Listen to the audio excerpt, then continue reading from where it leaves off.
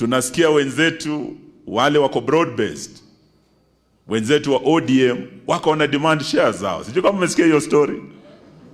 In fact, nimesikia gavana wa kule Homa Bay, Gladys Wanga, anasema wako na NDC yao mwezi huu na wanataka shares yao kama ODM kwa serikali ya broad based iwe nusu kwa nusu, 50% UDA, 50% shares za ODM. Na najiuliza jamani, kama mambo ya shares ndio ilifanya huyu Rigiji mtu wa Shamata hapa aondolewe, na si the same shares ndio hawa wenzetu wanauliza. So hii serikali ni serikali ya porojo, ni serikali ya fitina, lakini zaidi ni serikali ya uongo. Nimesikia mnasema hapa na Medhu huyu ni shujaa kabisa, ndio kiboko ya huyu Kasongo.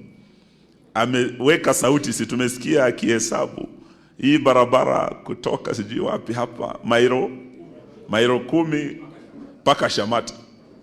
Kweli tumepitia, si kuona lami hapo. Si miaka 2 imekwisha.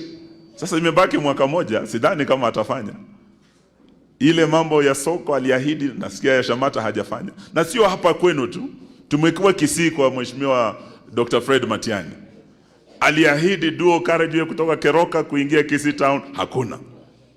Aliahidi cancer center kule Kisii, hakuna. Kule kwa Ngeno kule Bomet, tumekuwa huko juzi, daraja ya kuingia jiji ya Bomet, aliahidi wa Kipsigis, hakuna. Na huko watu wote, iwe Kisii, iwe kule Bomet, iwe kule Narok, wote wamesema aende na uongo wake. Sijui hapa Shamata mnasemaje? Aende asiende? Asante, Mungu awabariki.